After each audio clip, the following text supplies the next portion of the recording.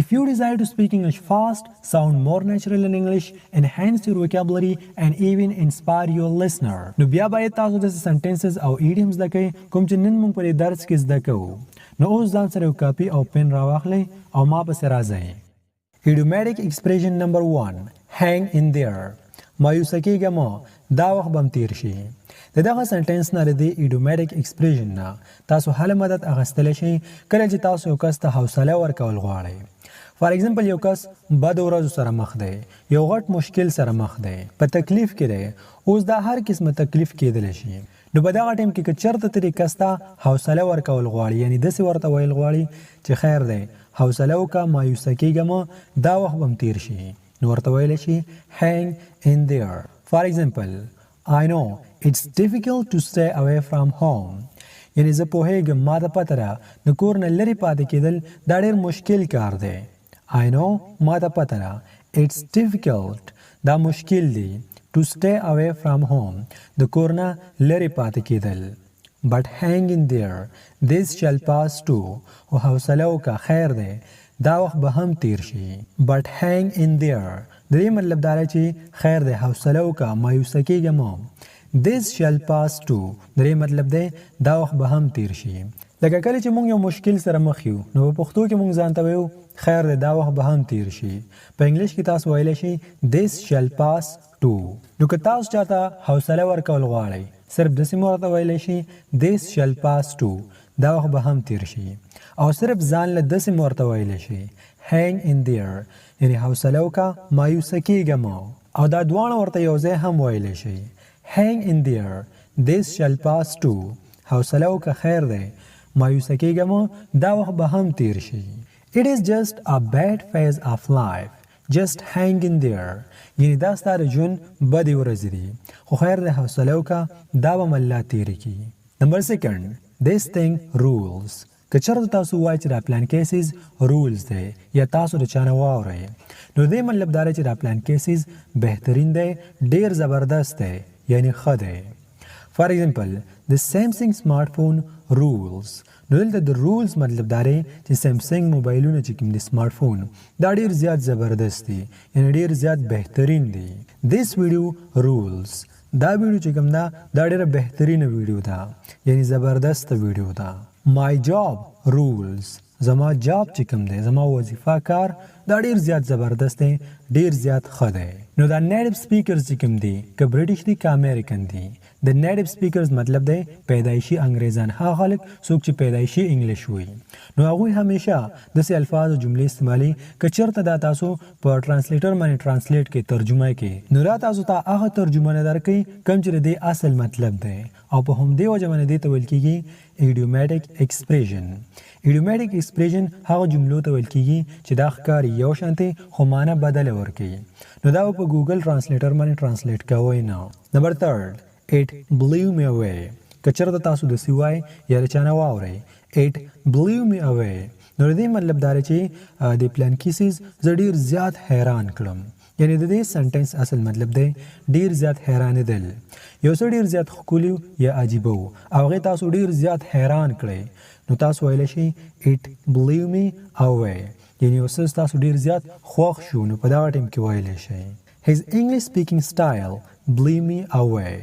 فار ایگزامپل تاسو په مخ کې یو کس انګلیش ووایي تاسو د چا نه انګلیش واورېدو او دا په یو داسې طریقې سره انګلیش ووایي چې تاسو ډېر زیات خوښ شو نو په دغه ټایم کې تاسو حیران شوئ نو تاسو ویلی شئ His English speaking style blew me away یعنی د هغې د انګلیش ویلو سټایل زه ډېر زیات حیران کړم متاثره کړم. څوک درنه پوښتنه وکړي How was my speech؟ زما سپیچ زما تقریر څنګه و نو ته ورته ویلی شي It blew me away یعنی زه دې ډېر زیات حیران کړم متاثره کړم. It blew me away. These sentences blew me away. دغه جملې چې کوم دي دا sentences دې زه ډېر زیات حیران کړم یعنی یو عجیبه قسم جملې دي. These sentences blew me away. Miss the boat. که چېرته تاسو دغه سنټنس په ګوګل ټرانسلیټر باندې پښتو ته ترجمه کړئ نو د دې ترجمه به تاسو داسې راشي چې یو کښتۍ د لاسه ورکول یعنی ستاسو نه یو کښتۍ لاړله خو د اصل مطلب دا دی یو چانس د لاسه ورکول یو موقع د لاسه ورکول. فار ایگزامپل don't miss the boat یعنی چانس دغه موقع د لاسه ورنکي. Don't miss the boat. They offered me a high paying job last year but I missed the boat. درې مطلب دا چې هغوی ماته د یو داسې جاب وظیفې پیشکش وکړو چې په هغه کې ډېره زیاته تنخواه وه خو بس چانس مې د لاسه ورکړو د لاسه مې ووتو. They offered me هغوی ماته پیشکش وکړو یعنی وړاندیز یې راته وکړو. A high paying job د یو داسې جاب کار یا د وظیفې چې په هغه کې ډېره زیاته تنخواه وه. Last year تیر کال but I missed the boat خو بس ما دغه موقع دا چانس دا مې د لاسه ورکړو. نو چې کله هم تاسو یو موقع د لاسه ورکئ نو بیا تاسو ویلی شئ I missed the boat. Get off the wrong foot درې مطلب دی میلاوېدلو سره سمدستي جنګ لانجه کول. لکه کله چې یو دوه ملګري په خپلو کې میلاو شي او څنګه خو میلاو شي نو سمدستي د ملاقات سره خپلو کې جنګ لانجه وکړي. For example, I met him last night but we got off the wrong foot. مطلب یې دا چې تېره شپه ما هغه سره ملاقات وکړو یعنی تېره شپه زه هغه سره میلاو شوم خو چې څنګه میلاو شوم بس یو بل سره لانجه وکړله. I met him زه هغه سره میلاو شوم last night تېره شپه but we got off the wrong foot خو چې څنګه میلاو شو که نه په لومبي ملاقات کې سره په جنګ شو. You always get off the wrong foot ستاسو یو داسې ملګری دی چې هغه څنګه تاسو سره میلاو شي بس ډایرکټ در سره جنګ کوي لانجه در سره کوي. نو تاسو ورته ویلی شي You always get off the wrong foot یعنی ته همیشه میلاوېدلو سره سمدستي بس جنګ لانجه کې. Number 6 I'm rusty د I am مطلب دی زه یم او د رسټي مطلب دی زنګ شوی. رست ویل کېږي زنګ ته او د رسټي مطلب دی زنګ شوی یعنی زه زنګ شوی یم. خو د دې اصل مطلب دا دی چې مخکې تاسو په یو کار کولو کې ډېر مهارت لرو خو اوس ډېر وخت شوی چې تاسو دغه کار نه دی کړی او تاسو دا اوس صحیح نشئ کولی. فار ایگزامپل 15 کاله مخکې 10 کاله مخکې تاسو په کرکټ کې یا په فوټبال کې ډېر زیات تکړه وئ خو بالینګ به هم کوو خو بیټینګ به هم کوو خو اوس شپږو کالو شو چې تاسو کرکټ نه دی کړی نو اوس تاسو کرکټ نشئ کولی نو په دغه ټایم کې تاسو ویلی شئ I'm rusty. For example, I'm a bit rusty at playing cricket. یعنی په کرکټ کولو کې زما اوس هغه خوند نشته. یا تاسو بل چاته داسې ویل غواړئ چې په کرکټ کې مخکې ته ډېر زیات تکړه وي ډېر زیات ښه وي خو ډېر وخت د ګیم نه دی کړی نو اوس په دې وجه باندې ستا خوند نشته د کار نه نو بیا ورته ویلی شي You have gone rusty when it comes to play cricket. نو چې کله هم تاسو په انګلیش کې داسې خبره کول غواړئ چې په دې پلانکي کار کې زه مخکې ډېر زیات ښه وم خو اوس مې مزه نشته دی نو بیا ویلی شي I'm rusty یا I'm a bit rusty. Number 7 Things are still up in the air. درې مطلب سره درې مطلب دا لکه کله کله مونږ یو پلان جوړ کو پلان کیزي ته بزو دا کار وکړو هغه کار وکړو پلان کیسز بخلو داسې یو پلان جوړ کو یو اراده وکړو خبره کې بیا هفته تیر شي 2-3 ورځې تیر شي یا ورکه میاشت تیر شي خو دغه کار فیصله نشي یعنی دا کار همداسې په ځای باندې پاتې شي نو مونږ دغه پلان کینسل کو او نو مونږ دغه کار سر ته ورسو نو په دغه ټیم کې تاسو بیا دغه سنټنس استعمالولی شي Things are still up in the air. For example, we want to go on a picnic, but things are still up in the air. مطلب دا دی چې مونږ غواړو چې په چکر باندې لاړ شو خو په دې کې هفته تېره شوه 2-3 ورځې تېرې شوې او څوک دا نه وایي چې ځو او که نه ځو یعنی نه په چکر باندې لاړو او نه هم دا چکر کینسل کو اوس هم دغه پلان په هوا کې دی. بل اگزامپل They are planning to shift to another place but things are still up in the air. مطلب دا دی چې هغوی غواړي هغوی دا پلان کوي چې یو بل ځای ته کډه ویسي د دې ځای نه بل ځای ته شیفټ شي د شیفټ مطلب همدغه کډه وړل دي خو تر اوسه پورې هغوی حتمي فیصله نه ده کړې چې ځو او که نه ځو یعنی نه د دې ځای نه لاړل نه یې کډه ویوړه او نه داسې وایي چې موږ دلته پاتې کیږو. Things are still up in the air. دغه پلان دغه منصوبه هم په هوا کې ده. Number 8 We all have to pitch in. درې مطلب دا دی چې په یو څیز کې د کامیابېدلو لپاره یا د یو څیز د حاصلولو لپاره موږ ټولو ته پکار دي چې موږ خواري او محنت وکړو. For example, to win this match we all have to pitch in. یعنی د دغه میچ ګټلو لپاره موږ ټولو ته پکار دي چې موږ خواري او محنت وکړو. یعنی که صرف زه خواري وکړم په دې هم نه کېږي صرف دا پلان کې خواري وکړي نو په دې هم نه کېږي موږ ټول به په شریکه باندې خواري او محنت کوو او دغه میچ به موږ د دوی نه ګټو. To win this match د دغه میچ د ګټلو لپاره we all have to pitch in. To make this institute successful, we all have to pitch in. دغه انسټیټیوټ دغه ادارې د کامیابیدل لپاره مونږ ټول د پکار دي یعنی مونږ ټول باید خواري او مهنت وکړو نو هله به دغه انسټیټیوټ دغه اداره مخکې لاړ شي او کامیاب بشي.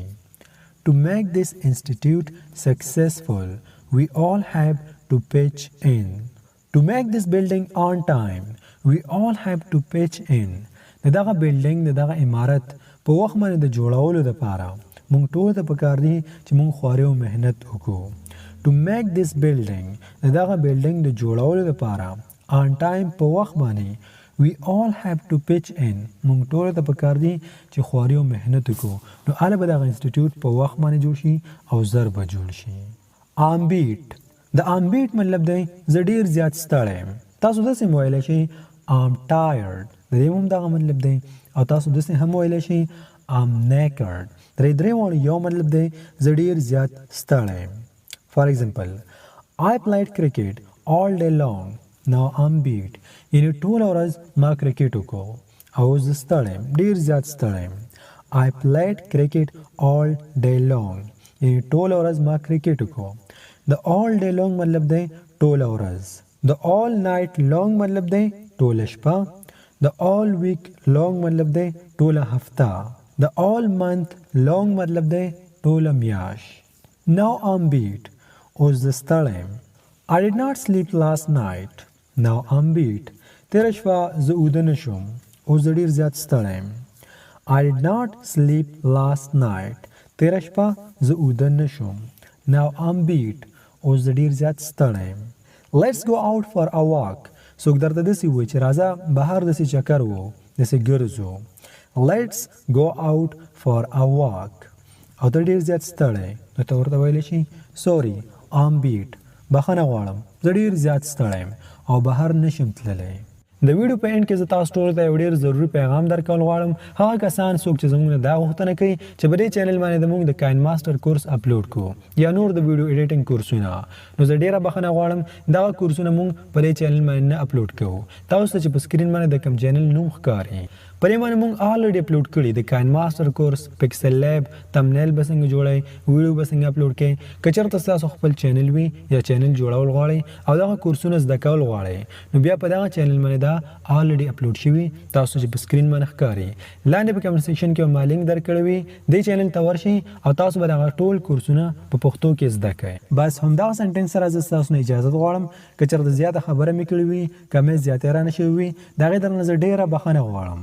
د دې نه وروسته که چېرته تاسو د انګلیش ګرامر زده کول غواړئ تاسو ته پکې مشکل وي لکه د انګلیش 12 وړه ټینسونه په یو ویډیو کې ایکټیو پیسیو وایس ډایرکټ انډایرکټ پارټس اف سپیچ د انګلیش بنیادی کورس الفاظ جملې او هر هغه څه زده کول غواړئ کوم چې تاسو سره په روان انګلیش ویلو کې ډېره مرسته کولی شي نو بیا زموږ پر چینل باندې د 300 نه هم زیات ویډیوګانې دي فایده ترې واخلئ.